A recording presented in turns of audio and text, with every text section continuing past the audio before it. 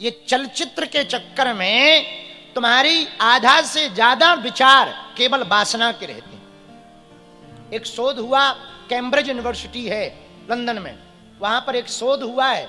उस शोध के अनुसार 94% लोग केवल और केवल गंदे व्यभिचार की बातें ज्यादा सोचते हैं।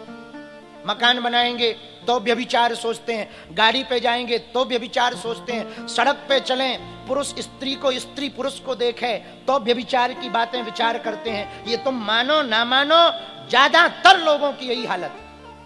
रील देखें तो वही हाल, फोटो देखें तो वही गंदे विचार। इनको कुविचार कहा है, इन्हीं को मल कहा है, इन्हीं को मल कहा है। हम प्रार्थना करना चाह रहे। बहुत से लड़का लड़कियों को लगता है युवान अवस्था में अपना तेज वीर को बहुत क्षरण कर लेते हैं। फिर कई बच्चे हमारे पास आते हैं, हमें ब्रह्मचर्य का पालन करना है, हमारी याददाश्त बहुत कमजोर है। सुनो ध्यान पूर्वक, ब्रह्मचर्य के बिना आपके चेहरे का तेज नहीं आ सकता, ब्रह्मचर्य के बिना आपके शरीर का तेज नहीं आ सकता, ब्रह्मचर्य के बिना परम प्रज्ञा मेधा उत्पन्न नहीं हो सकती। जितना अपने आप को साध सको, इंद्रियों को साध सको, उतना बेहतर है। और ब्रह्मचर्य को साधने के लिए पहला नियम रखो, चलचित्र देखना बंद करो। जितने कम चलचित्र देखोगे उतना कम व्यभिचार की बातें आएंगी, उतना ब्रह्मचर्य तुम्हारा कठोर होता जाएगा।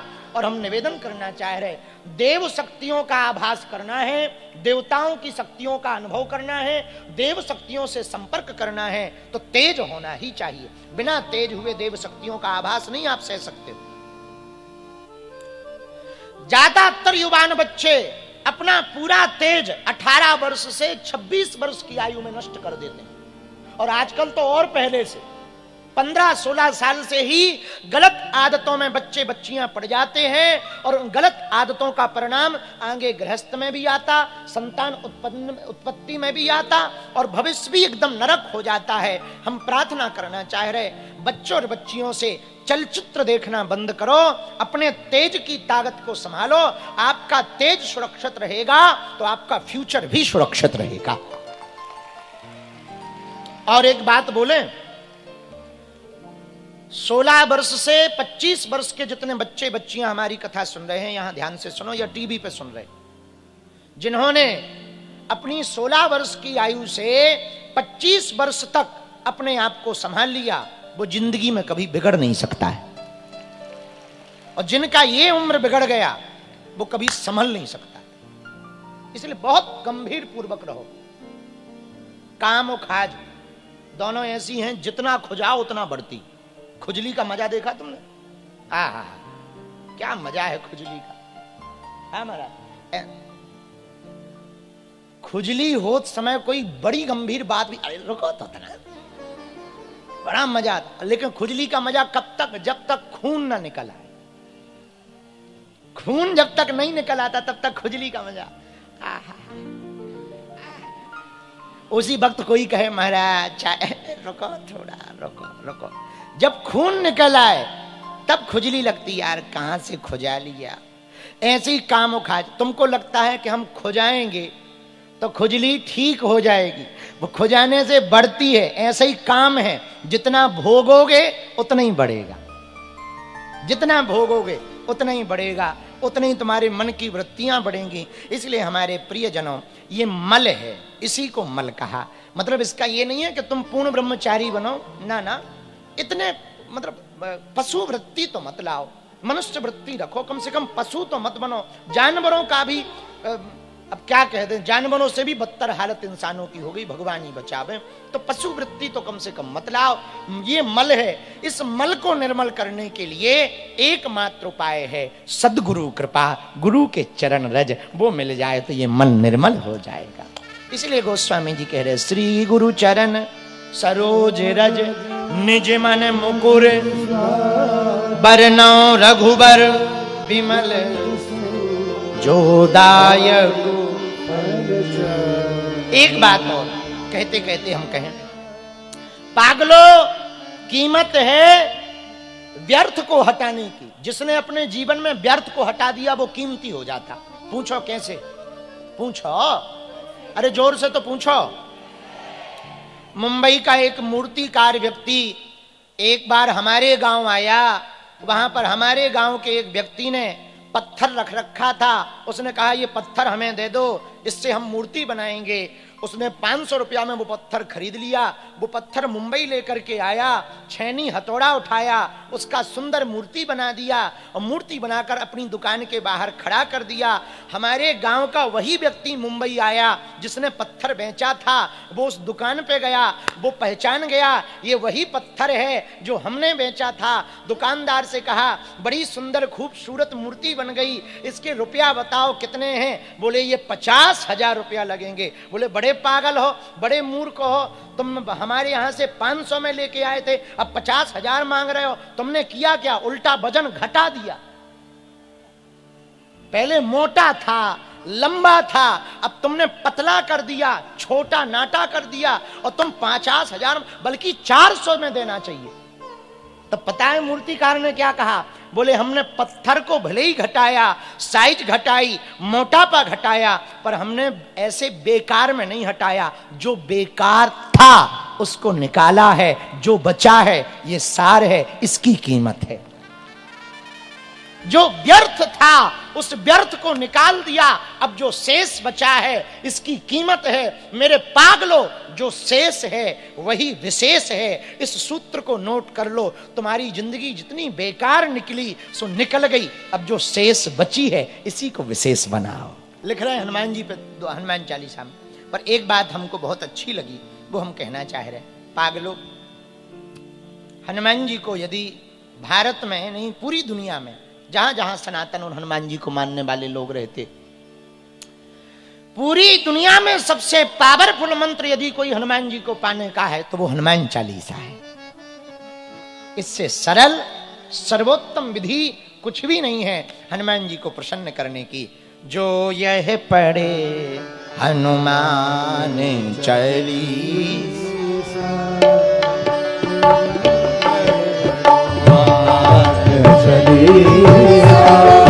हो ही सिद्ध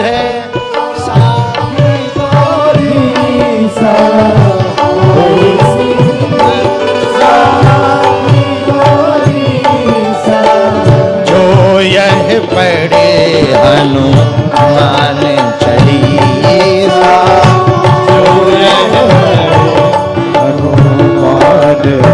चालीसा, जो भी हनुमान चालीसा पढ़ेगा हो ही सिद्ध साखी गौरी सा। हनुमान चालीसा पढ़ने वाले पाठक सुनो, हनुमान चालीसा के जो भी 40 दिन तक 100 पाठ पढ़ेगा, भगवान शंकर इसके साक्षी हैं, उन्हें हनुमान चालीसा सिद्ध होगा। ये हम नहीं कह रहे हैं, चालीसा का वर्णन है, महात्मा है। 40 दिन तक प्रतिदिन जो 7 बार पाठ कर छूटे बंदी महासुख। जो 100 पाठ प्रतिदिन हनुमान चालीसा के पढ़ेगा, 40 दिन तक अनुष्ठानात्मक संकल्प लेकर के ब्रह्मचर्य का पालन करके भूमि पर शयन करके करपात्री बनकर स्वपोषी बनकर अपने हाथ से भोजन बना करके पा करके हनुमान चालीसा का अनुष्ठान करेगा, 40 दिन में यह हनुमान चालीसा उसको सिद्ध होगी। हनुमान जी की विशेष कृपा होगी। इतना अभूतपूर्व अचूक मंत्र है कली काल में। हमारे गांव के बगल में एक बड़े अच्छे महात्मा रहते थे, उनकी कही हुई बात हम आपको सुना रहे। भैया वो कह करते थे कि हमको तो हनुमान चालीसा से ही हनुमान जी मिले, ऐसी बात बोलते थे। और हमारे पूज्य श्री सन्यासी बाबा को हनुमान चालीसा से ही हनुमान जी के दर्शन भाई। श्लोक ना आवे, मंत्र ना आवे, कोई दिक्कत नहीं, हनुमान चालीसा का आधार ले लो बस उतने में ही। और हनुमान चालीसा का पढ़ने में कोई बुराई भी नहीं और कोई ज्यादा समय भी नहीं लग रहा, 5-10 मिनट में, लेकिन पढ़ो। क्या करो? बोलो बोलो, रटो मत, पढ़ो। तुम लोग क्या करते हो? साबुन लगा रहे, जय हनुमान ज्ञान गुण सागर, भूत पिशाच ठटनी के भरे, खुदो भूत है? बताओ, नहा रहे और हनुमान चालीसा लगा रहे। अरे भैया, वो पढ़ना नहीं है, रटना है।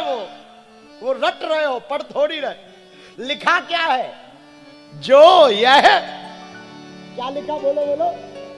जो यह पढ़े, जो पढ़ेगा, रटेगा नहीं लिखा। और कुछ माताएं हमसे पूछती, महाराज हम हनुमान चालीसा पढ़ लें? अरे मैया, ए जगत जननी त्रिपुर सुंदरी माता, ए मैया, अरे हनुमान चालीसा में ही लिखा जो यह पढ़े, ये नहीं लिखा कि जो पुरुष पढ़े। केवल पुरुषों के लिए होता तो क्या लिखते? जो पुरुष पढ़े। लेकिन लिखा क्या? बोलो बोलो बोलो। जो यह पढ़े, नाग गंधर्व किन्नर, हम तो कहते ऊ वाले भी पढ़े। हाँ, वो भी पढ़े। क्या बुराई है? क्या बुराई है? भारत में रहने वाला प्रत्येक व्यक्ति हिंदू है। हाँ, जो भारत में जन्म लेगा वो हिंदू कहलाएगा। अब कोई अपने आप को हिंदू ना माने तो हम क्या कर ले? कुछ लोग अपने बाप को बाप नहीं मानते, तो उसमें बाप की क्या गलती है? बेटा ही निकम्मा है। हाँ, तो भाई जो भी यह पढ़े, हम तो कह रहे सब पढ़ो। हनुमान चालीसा पढ़ोगे तो सुधरे रहोगे, बढ़िया रहोगे बेटा। वरना एक बात पक्की मान लो, ऐसे भूत चिपकेंगे, ऐसे भूत चिपकेंगे कि बाबरी बाबरी सब भूल जाओगे तुम। हमको कुछ लोग, अभी हम पीछे पत्रकार वार्ता में प्रेस कॉन्फ्रेंस कर रहे थे, तो हमसे पूछे कि बंगाल में बाबरी बन रही है। हम कहा देखो भैया, कोई भी मजहब का आदमी अपने पूजा का स्थान बना सकता, पर बाबरी के नाम से नहीं बना सकता। बोले वरना? हम कहा वरना सीधी सी बात है, 1992 याद करो। तो बोले ये सारा क्या है? हम कहा कुछ नहीं, दोहराया जाएगा बेटा। और जिस दिन उन्होंने नींव रखी बाबरी की, तो वैसे तो हमें बंगाल नहीं जाना था, हम 2 दिन बाद गए और एक साथ 5 लाख लोगों ने गीता पाठ किया कोलकाता में। इसीलिए हम गए कि बेटा बाबरी बनेगी तो बाबा आएगा। सावधान, नहीं तो ठटरी बारी जाएगी। भैया हम किसी के खिलाफ नहीं है, सबका सम्मान है, सबका सम्मान। ना हम मुसलमानों के तो बिल्कुल ही खिलाफ नहीं, 1% कोई मुसलमान कह नहीं सकता कि हम विरोधी है। और वो कह दे तो फिर उल्लू है वो। हमने आज तक उनके तीज त्योहारों पर उन पर कोई टिप्पणियां नहीं की। जब तक जिंदा रहेंगे हम मुसलमानों के खिलाफ नहीं बोलेंगे, लेकिन यदि वो सनातन को छेड़ेंगे तो छोड़ा भी नहीं जाएगा, ये भी पक्का है। यदि वो कहेंगे कि बाबर महान है, हलवा ना ठटरी के भरे, रघुवर महान है। ये देश बाबर का नहीं, रघुवर का है। और कायदे में रहिए, भारत है ये, भारत। और भारत में अभी बाबा जिंदा है।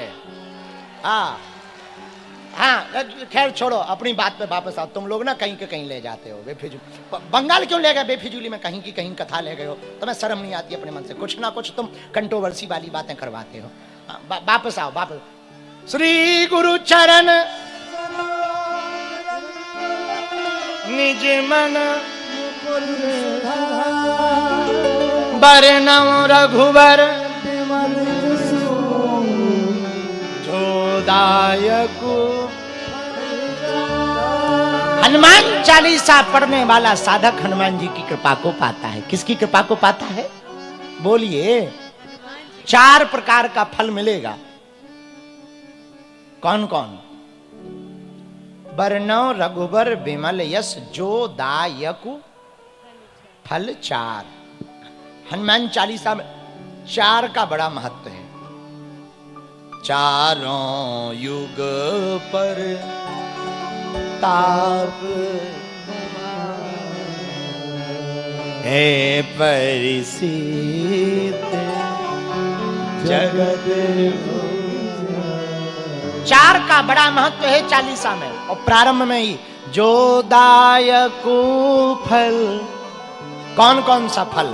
अर्थ, धर्म, काम और मोक्ष। जो हनुमान चालीसा पढ़ेगा 4 फल पाएगा। कितने फल पाएगा? अर्थ भी पाएगा। तो क्या हनुमान जी की कृपा से पैसा मिलेगा? ठटनी के वरे जो काम नहीं बन रहे होंगे वो बनेंगे। जो संकट होगा वो मिट जाएगा। ए हा